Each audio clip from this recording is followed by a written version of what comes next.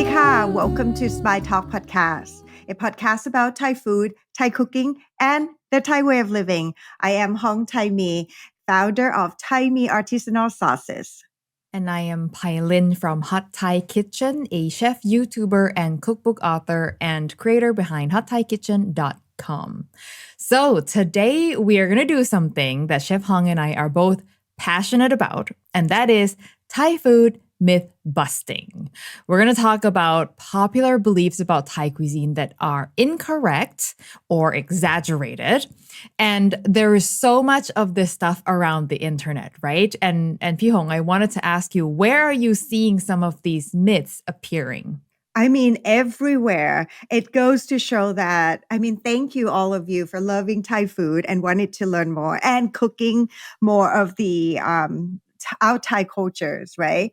But we're here to give you the right information. So every time when I see that, poor you gotta see loads of texts and videos as I send to you. Yeah. So what Chef Hong does regularly is she'll come across like a reel or something on Instagram, and it'll be of somebody making something quote unquote Thai, and it is just like stereotypes on a plate, just like peanuts and whatever else, and the thing is not remotely Thai. And then she'll send these things to me out of anger and annoyance. So I thought that this episode will be fun because these myths are everywhere, on social media of all these people cooking quote unquote Thai food, but also in like mainstream magazines too.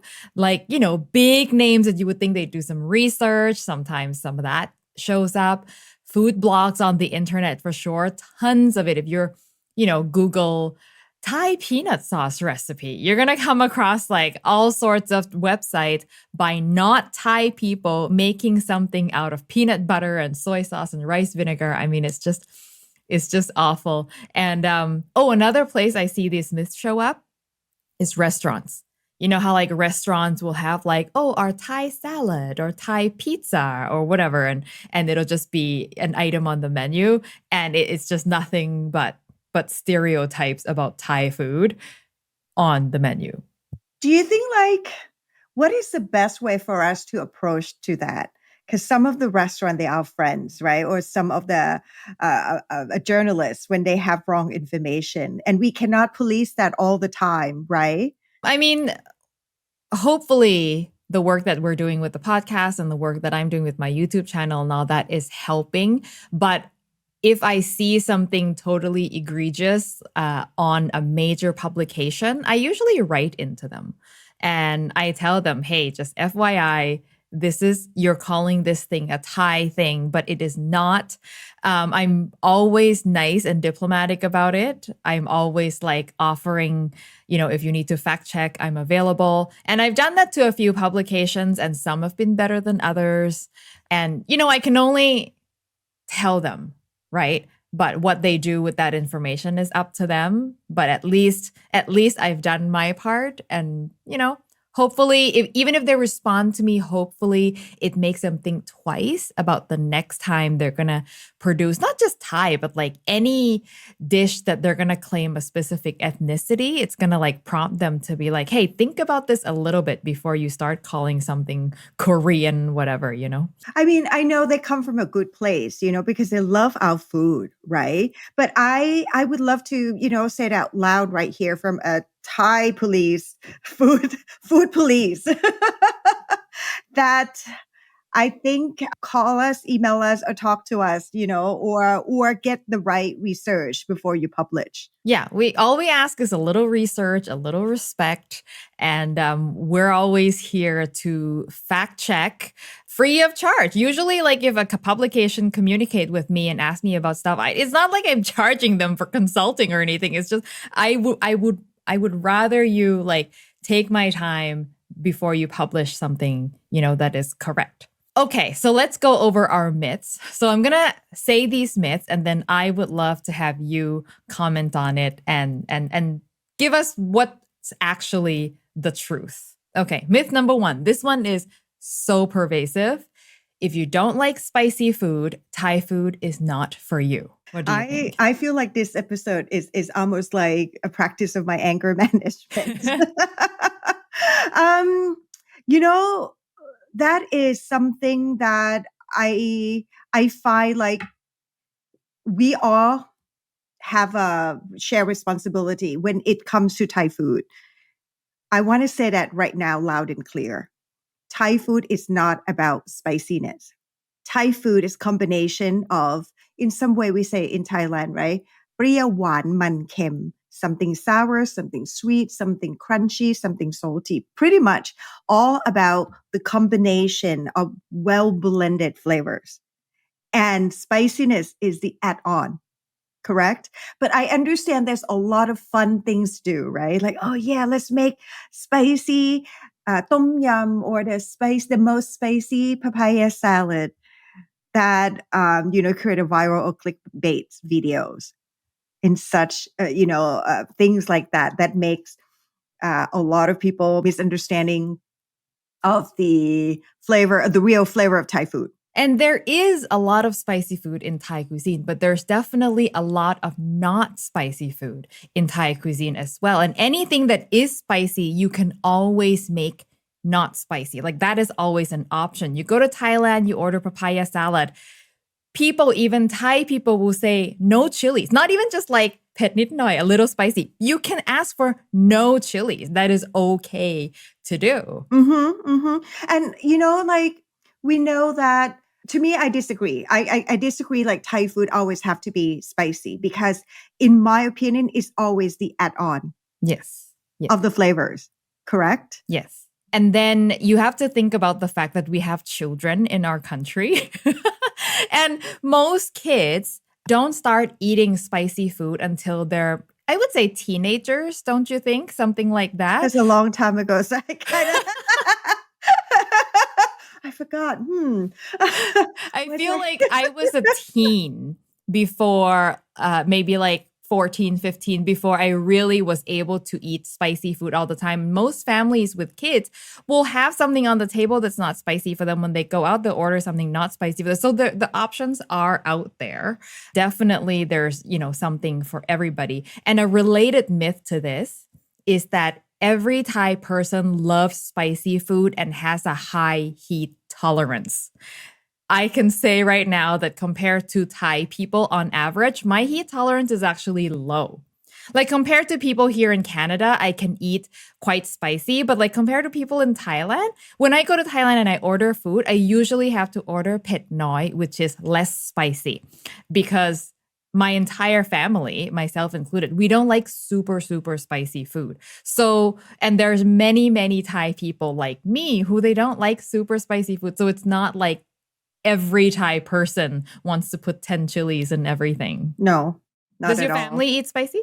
I think my family eat quite bold flavors, but not like over the top spicy. Yeah, for sure. Yeah, my family, because they're of Chinese origin, so we don't like have a lot of spicy food in our past.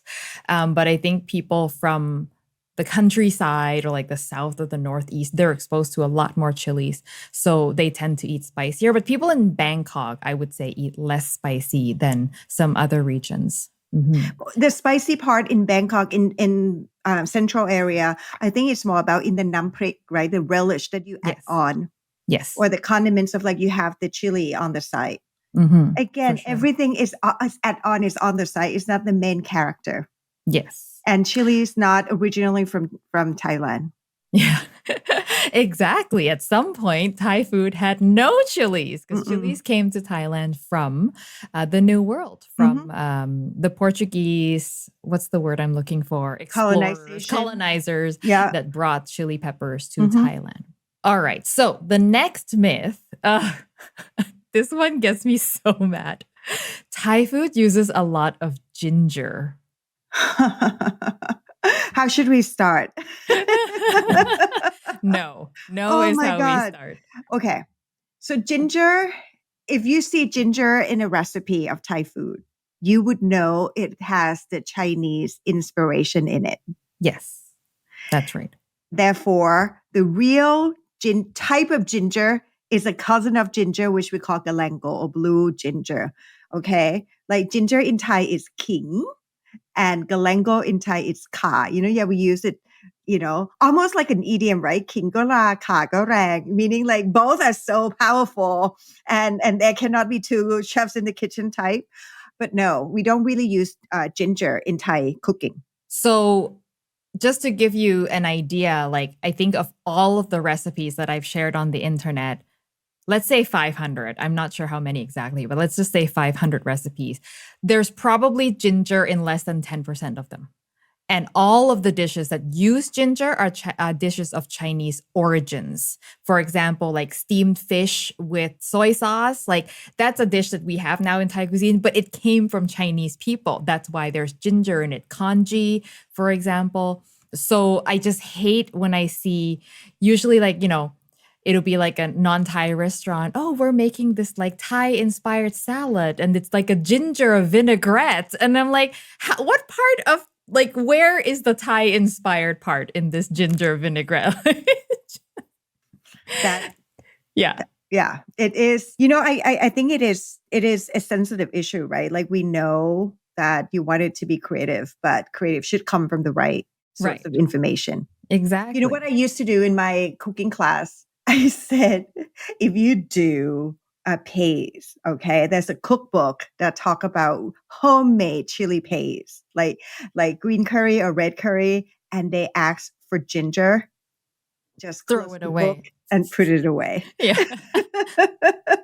Not worth it. Mm-mm. Yeah. If any recipe tells you that calls for galangal, tells you that if you don't have it, you can use ginger instead, also throw that away and never visit that website again. Like when people ask me that, right? Oh, I don't have galangal, which is, it's hard to find, right? Can I use ginger instead? I will say, you can. It won't taste anything like the original thing, but like, is it gonna like be bad? No. Is it gonna be edible? Probably. Is it gonna taste anything like galangal? No, not even close. So I take issue with people who like offer it as a substitute without qualifying that they're totally not the same thing. It's like you asking, I don't have any basil, can I use rosemary instead? It's like, yeah, you can. It will taste like rosemary, but you can use it. Let me tell you right now, ginger, it's very sharp. It's very pungent. Okay. Galangal, it is sharp but softer. And it's more like eucalyptus itch. I describe the flavor of galangal as pine forest after the rain. Because I live in the Pacific Northwest. We have a lot of pine. And I remember like being in like, freshly rained on and that smell of the forest. That reminds me of galangal. It's fresh, it's woodsy, it's very cooling. Cooling, right? Ginger is hot and spicy and sharp. Yeah, totally yin and yang, I would say. The best memory of galangal I have outside of Thailand was when I got to visit Hawaii, and they made a galangal iced tea from fresh galangal from the island. It's really gorgeous. Yes. Wow. At the farmer market. So lovely. I would love to try that. That's funny that you mentioned that. When I was in Seattle, I went to this Lao restaurant and the server was talking about different drinks that she would recommend. And on the menu, there was a drink that was galangal soda. And you could tell that the server did not recommend it. She said something like, the galangal soda, it's interesting. Oh dear. And I could tell that like she didn't want to say no, don't order that, but she was trying to not be so direct. But I was like, okay, enough said. I will go with something else. But I should have tried it because I really wanted to experience what galangal is like in a drink. I've never tried it. It's so good, very medicinal. I like it. All right, next myth. Oh, this one's good. You're supposed to eat Thai food with chopsticks. Oh my goodness. I love you. And when I had restaurants, it was one of my pet peeves. Oh, can I have chopstick? I have to eat it with my rice. No. Even noodle dishes, sometimes we don't eat it with chopstick. We, on the other hand, if we eat the sticky rice as a main source of rice for the meal, we eat with our bare hands, right? But then a regular meal, we eat with a fork on the left hand and the spoon to our right hand and scoop it up. That's right. So dominant hand, the spoon. Your non-dominant hand holds the fork. The fork pushes food onto the spoon. The spoon goes into your mouth. Chopsticks are used only when we eat some types of noodles, usually noodle soup. Like stir-fried noodles, people still, I think, mostly eat with fork and spoon. But noodle soup is when in Thailand you see chopsticks being offered. It is not a default utensil for us. If you really want to dive deep into how to eat Thai food properly and my whole rant about chopstick, I do have a video on my page called How to Eat Thai Food Correctly.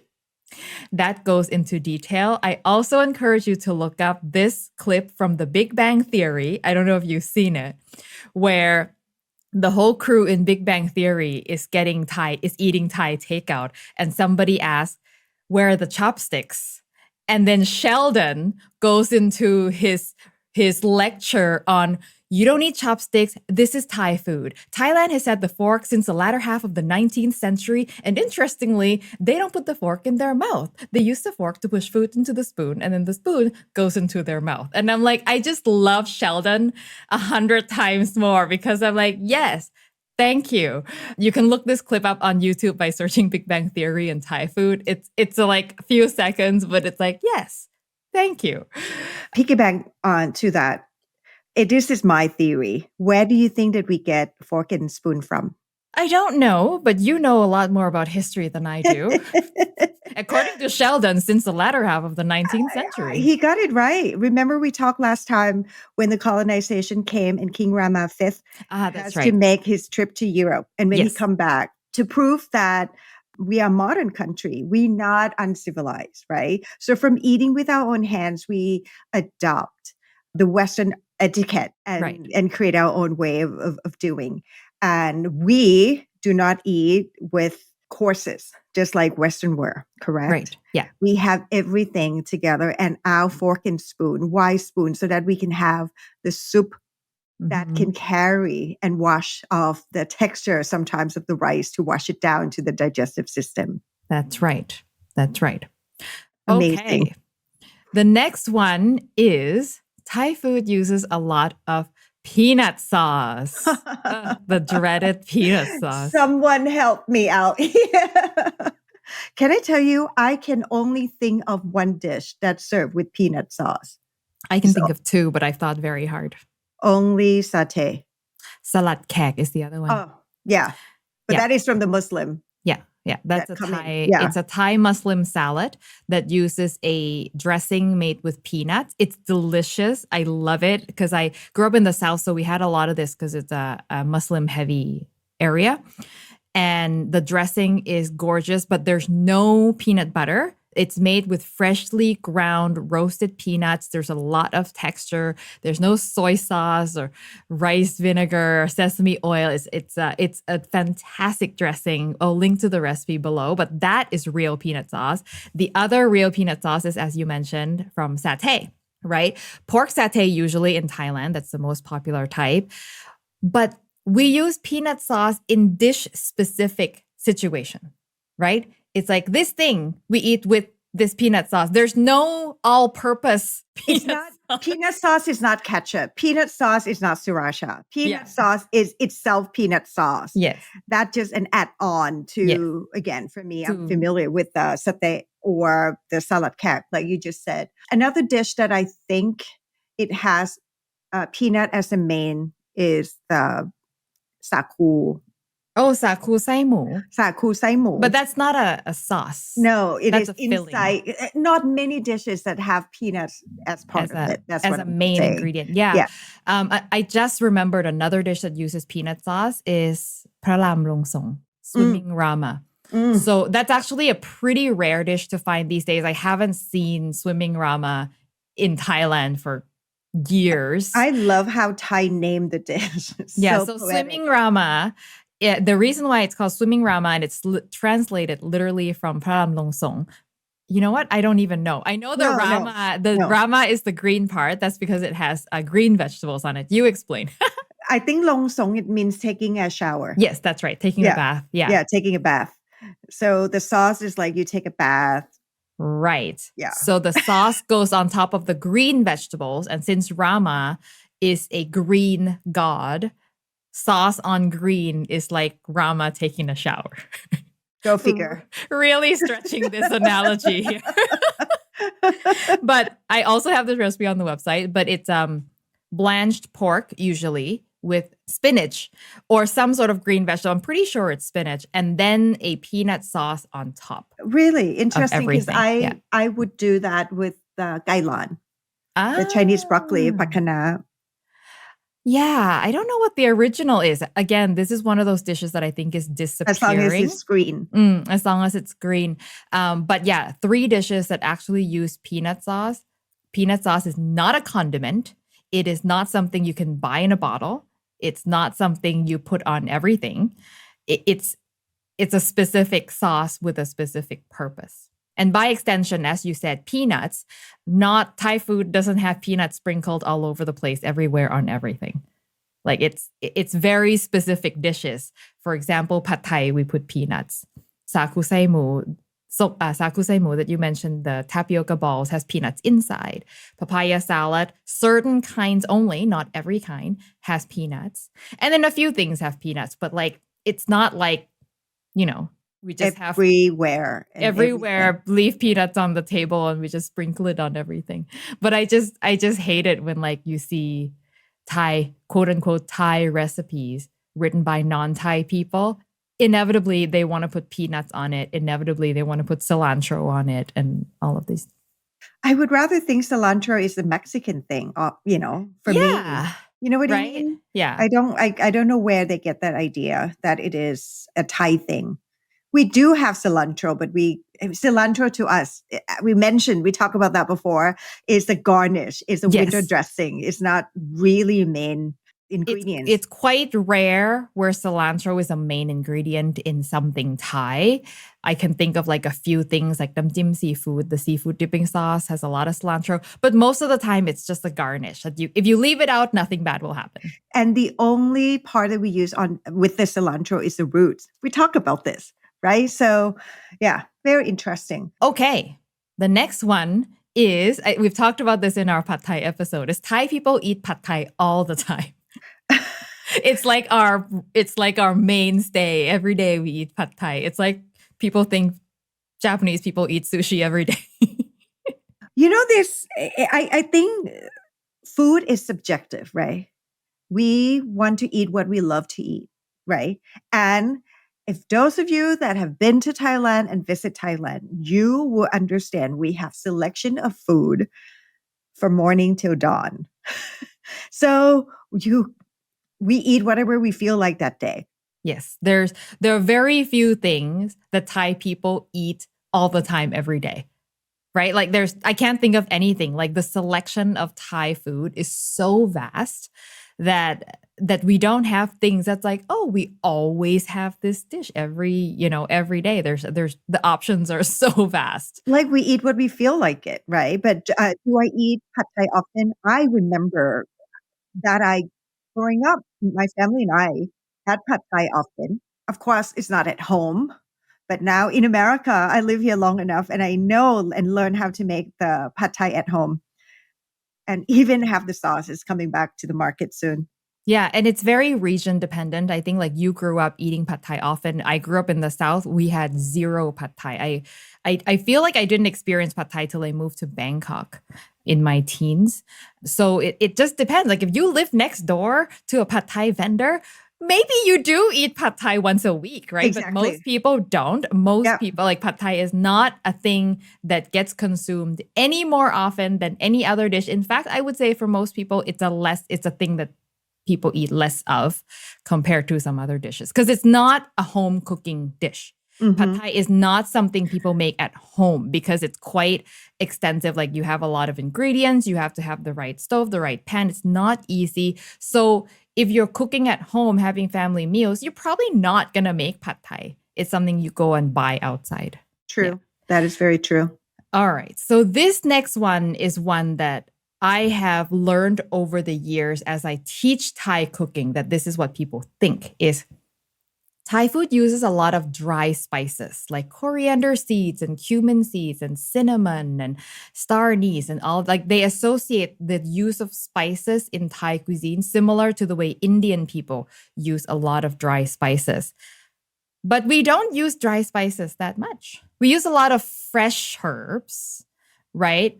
And dry spices, I feel like it's something used a lot in the north and in specific dishes, but generally, it's not a huge part of our cuisine. What do you think? When you say dry spice, you mean already grounded, like in powder form, or just No, dry? even the whole spices dry. Like if you cook Indian food by comparison, like Mm-hmm. every house will have like their entire set of spices that they use daily in things. I have to say, I experienced that at my friend's. She's a chef, and she has this gold, box, like a round box. I said, "What is that? It looks gorgeous. Oh, it's my spice box." Yeah. So cool. I find that so cool. I've seen it too. And it's like a platter full of like 10, Small 12 containers, different yes. spices. And because they use it all the time. With Thai cuisine, we use a lot of fresh herbs. We use lemongrass, galangal. But dry spices, I would say, play a more minor role in our cuisine. Yeah. You use it sometimes, but not a main thing. I see what you mean. And, like after living here for a while, I see like when Americans do marinate, sometimes they do dry rubs. I never heard of dry rubs. We don't do dry rubs in Thailand. When you mentioned this, that we don't use a lot of dry spice. I could see that, but I think it's because Thailand is a very abundance, right? We can grow anything. Yes. In our soil. We're very lucky with that. Yeah, we don't need to preserve things. No, if you want lemongrass, you go cut in your garden. Yes. Right? Yes. So yeah. That's probably why we don't really have to preserve that much when it comes to dry spices. Yeah. And I find that when I do go to my spice cabinet, I'm making something either northern or something Chinese, like palo, like Chinese spice, using cinnamon star anise to infuse into a broth, for example. Thailand is a very multicultural country. Come to think about that. One of the best spice stall in Chiang Mai is in Tarat Varorod, which is in the heart of the city, the main big market. Guess what? He's have an Indian background. Amazing. I think his store is named Bombay Panit, which is like Bombay LLC, kind of like that. Bombay Commerce. And in Bangkok, the biggest, if you want any sort of specialty spice, guess where you go? Yeah. Chinatown. And next to Chinatown is the Indian town. Yes, exactly. Yeah. Yeah. So awesome. Yeah. And if you go to like a Thai open air market, you're probably not going to find spices. You have to go to like Indian owned shops, Chinese owned shops. Like these are the places what we get our spices from. Okay. Moving on. Here's our second to last one. It is not safe to eat food off the streets in Thailand. Again. I think it's most of the time it is safe. Okay. I cannot guarantee anything 100%, but most of the time it is safe as long as you know how to take great care of yourself. Do not eat fresh cut cucumber on the side of your fried rice because you never know how long does it has been exposed to, things out there. Yes, exactly. And never drink from an already open bottle of water. Things like that. And I always say if you're first time going to Thailand, avoid cold. If you're eating in restaurants, I'm pretty sure you're going to be fine. Again, there's never a guarantee, but you're probably going to be fine. One can get sick at the 3 Michelin star restaurant anywhere in the world. So it doesn't matter where you can, foodborne is real, right? Yes. And it doesn't say, okay, at the fancy place, you would never get sick, or at the less fancy place, you would get sick. That's not, it's not necessarily mean it is. the truth, Exactly. right? Mm-hmm. So, but if you're going to eat food off the streets and you're nervous, stick with hot food. Hot food, there are very few things that can kill you that can withstand the heat of cooking, right? So if you're eating hot food, you're probably fine. If you're nervous, don't eat. Like we have some fresh fruit cart they're just carts on the street and they're just cutting fresh fruit. Maybe avoid that because that doesn't get heat treated. So if there's contamination, not going to get, killed. If you want papaya salad, maybe have it in a restaurant instead of like off the cart on the sidewalk, But just to be safe, But off the street is the most fun. I know. It's the most fun. But I think this is just common like food safety best practices anywhere you go, not necessarily just in Thailand. It's just, if you don't have the immunity of a local, stick to hot food. And there's most of Thai food is hot anyway. We don't have a lot of like salads and cold things for you to choose from anyway. So you're probably fine. If anything, if you have an allergy, I would be more concerned about your allergy than getting sick from like food poisoning. Anyway, we can talk about allergies on another episode because I think it's useful for people traveling to Thailand.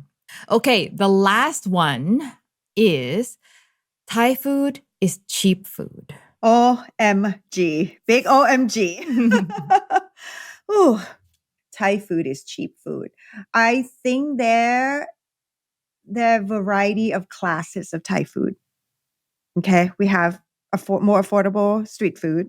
And sometimes street food can be expensive. At Jefai, it's quite pricey. And then you can get, something super cheap off the street, right? And then also you have fine dining, you have royal food. But unfortunately, outside of Thailand, I understand sometimes people associate Thai food as cheap food. And I have to say that it took me years and try to set a new understanding, okay, to a lot of customers out there that Thai food could be refined and Thai food not necessarily mean cheap food and quick made. Thai food could be crafty. Thai food could be exquisite.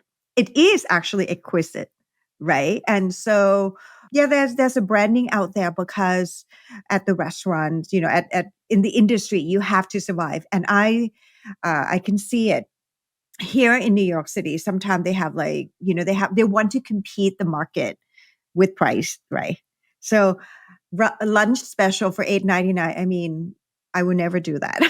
I can't do that for my business, but some business choose to do that. And I think like that, what has created the new understanding of a lot of people like Thai food is a cheap food. Yeah. And I think for a lot of people, most Thai restaurants that they have access to tend to be cheap, but that sets the expectation that it should all be cheap. But like any cuisine, right? You have cheap, you have expensive, we have, in Vancouver, actually, there are some Thai restaurants here that like are really expensive. Like you would spend $100 per person easy going to these places, but they have good ingredients. They have, beautiful presentation and all of this stuff. So it spans the range like any cuisine does. But I think for restaurants who are trying to offer a finer dining experience, they have to fight with the people's expectation. Oh, yeah, definitely. Right? Totally. Just like anything in life, there's a market mix. Yes. Right? Yes. For everything, anything. Exactly. Actually, I just did a video recently on the first super luxurious restaurant, Thai restaurant in Canada, where I think you'd probably spend $200 a person easy Good for them. At this place, but they make it worth it. You go in and you feel like royalty, like your purse has a little stool for, that you can put like their servers. I mean, like it rivals any 3 Michelin star restaurant out there, the experience you get from this place. So I'm so glad that this is changing. Like somebody is proving that, hey, Thai food can be as luxurious as any cuisine. Not to brag, but one time I cooked on a private island in a 5-star hotel in the Maldives. And when I saw the ticket that they sold on my menu, it's 600 something, I think, with wine pairing. Yeah. it makes me feel very honored and proud. Not because that I want to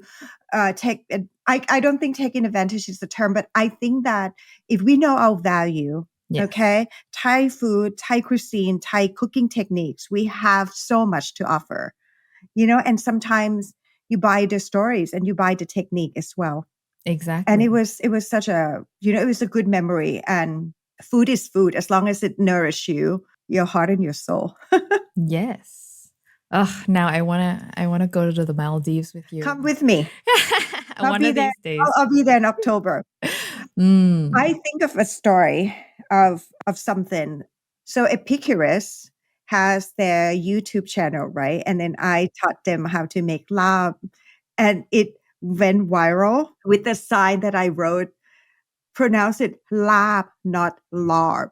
Okay. And I love that people like respond that so well. And everybody just like, text me, email me, and like reposting. And I think like that's what we're doing with this episode. Yes. Yes. We want to give the right information so that those who love Thai food can get a better information and enjoy and dig deeper.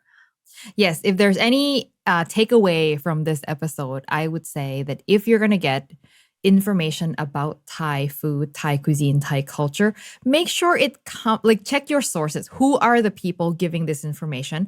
Are they Thai people who have, who have like a pure heart, like they come from a place that they want to educate you, not because they want to sell you something.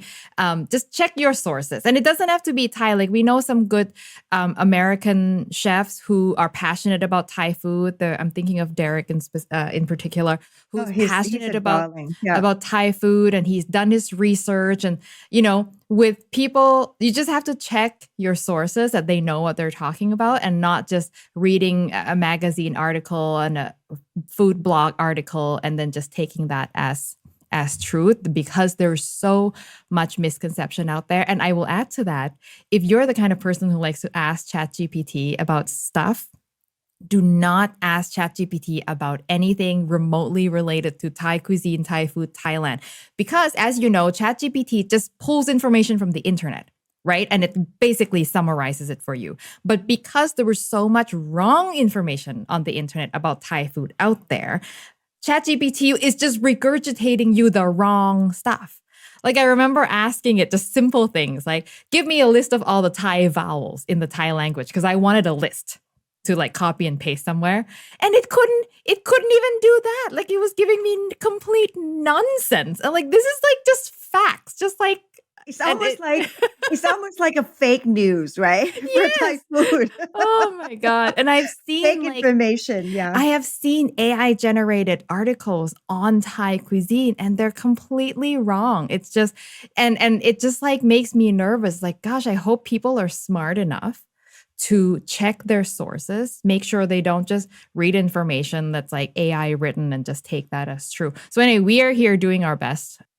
Yeah, I mean, say it goes to us too, right? Like for me, born and raised, and I think that I know and I study a lot about Thai food. I still feel like I'm learning all the time. I'm still learning, and I encourage you guys to do the same.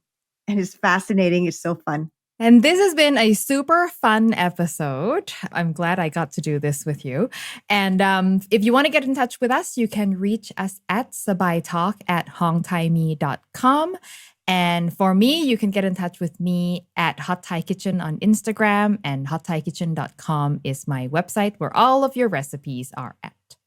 And for me, it's anything Hong Thaimee, Instagram, Facebook, Pinterest, and YouTube. And don't forget to subscribe to the channel so you can hear all the updates of what's going on. Thank you as always for listening and watching, and I will see you next time. สวัสดีค่ะ